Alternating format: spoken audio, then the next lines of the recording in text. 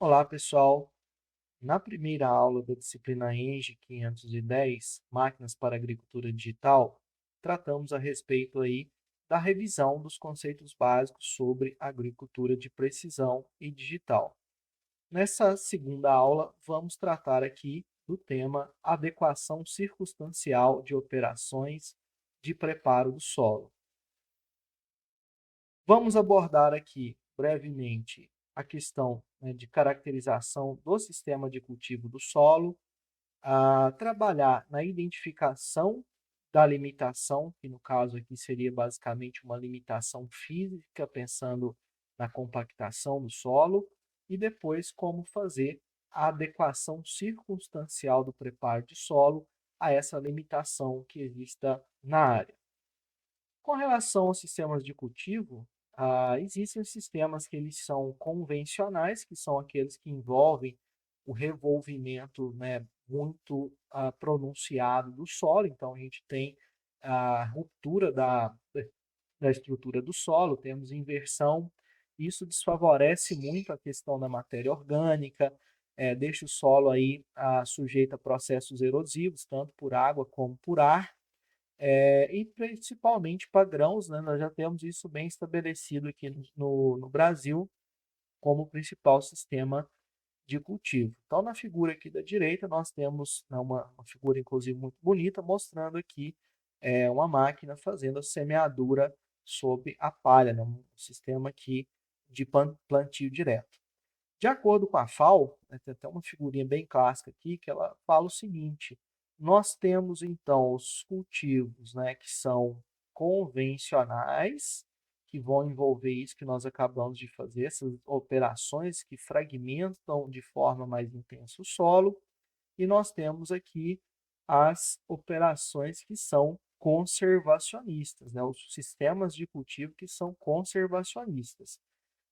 Dentre eles aqui, colocando o cultivo reduzido, ou cultivo mínimo, e então o sem cultivo, né, que seria o plantio direto. Então, a FAO ela coloca um limiar de 30% de cobertura vegetal, de cobertura na superfície, né, para identificar como sendo um sistema de cultivo conservacionista. Então, se o meu manejo, né, ele preserva aí pelo menos 30% da área coberta, eu tenho um sistema, então, de cultivo de solo conservacionista. Então, por que que isso é importante, né? Todo mundo acaba pensando, dentro do contexto da agricultura de precisão e digital, quando pensa, né, em mecanização agrícola, na questão da taxa variável. Só que eu gostaria de apresentar para vocês aqui algo um pouco diferente disso, né? Um pouco além disso aí, que é a questão da adequação circunstancial das operações de acordo com a necessidade, né? Então, eu coloquei aqui, estou apresentando um mapa de produtividade do solo, né? Produtividade da área, desculpa. Então, tem regiões aqui de baixa produção, que são as próximas da tonalidade vermelha, né? Eu tenho aqui o verde, que seria as maiores produtividades.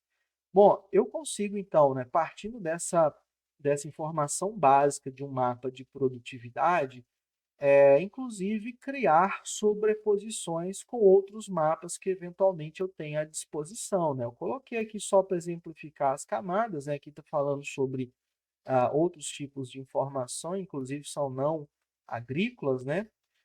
Demográficas e tudo mais, mas eu poderia estar sobrepondo aqui, por exemplo, um mapa de produtividade analisado junto com um mapa de compactação do solo, na verdade, um mapa de resistência à penetração. Poderia estar sobrepondo aí, ao mesmo tempo, na análise, um mapa de condutividade elétrica do solo.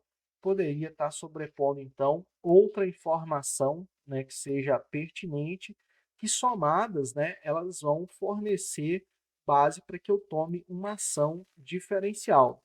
Uma dessas informações que são aí muito importantes e fáceis de serem adquiridas hoje em dia, né, são as informações de resistência à penetração do solo.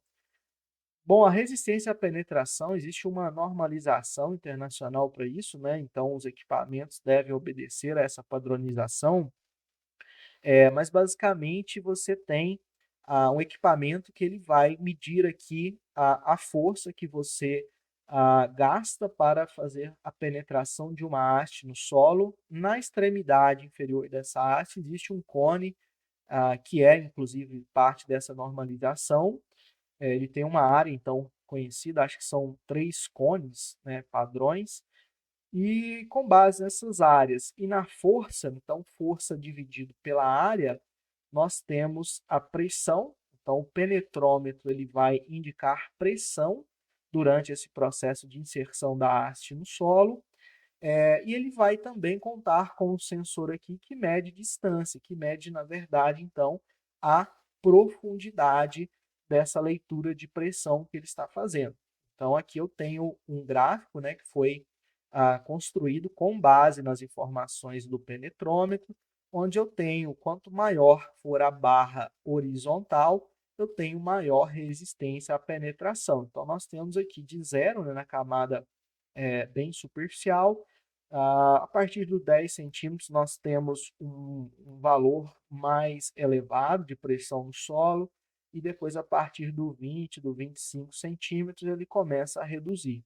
Então, essa informação aqui, ela é uma informação que dentro do sistema onde estou fazendo manejo de uma área, já contando, usando da agricultura digital, da agricultura de precisão, é uma informação que ela vale ouro, né? Por quê? Eu posso, com base nessa informação, criar, né, lógico, um mapa de resistência à penetração, onde eu vou criar regiões ali no talhão, né, zonas de manejo, que elas vão ser diferentes em relação à necessidade ou não da questão da operação de subsolagem, por exemplo, né? Então, o subsolador, que é o implemento agrícola voltado aí para manutenção a quebra, né, dessa resistência à penetração, deixar com que fique mais fácil o crescimento radicular, que ele consiga explorar mais o solo ali em busca de água e nutrientes. Inclusive, né, só aproveitando aqui, eu tenho também à disposição aí no mercado vários modelos do penetrômetro, não só o manualmente operado, tem os que são montados em quadriciclo, é, tem outros que são montados em carrinho, tem até em tratores a gente consegue encontrar desses equipamentos. E uma coisa que é fundamental é que, colocando um GPS, aqui, um receptor GNSS, né, nós vamos conseguir obter essa informação georreferenciada, que é a base, então, para a construção do mapa de resistência à penetração. O que é importante, então, na hora de fazer essa adequação circunstancial da questão, como é o nosso exemplo, né, da compactação do solo? Eu identificar regiões onde efetivamente eu tenha limitação de produtividade em função da compactação do solo. Então, eu tenho um talhão aqui onde eu tenho 4 regiões, aqui está em marrom, aqui está em verde claro, coisa verde escuro e azul.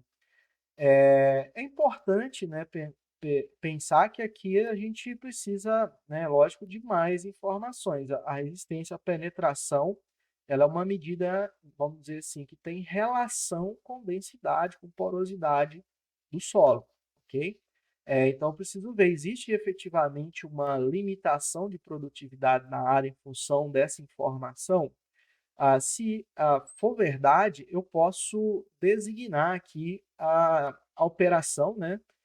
Fazer a adequação da operação apenas em regiões onde efetivamente eu tenha a limitação da produtividade. Então, vamos supor que seja aqui nas regiões assinaladas em verde escuro, e isso é importante porque eu economizo muito recurso. É uma operação cara, né?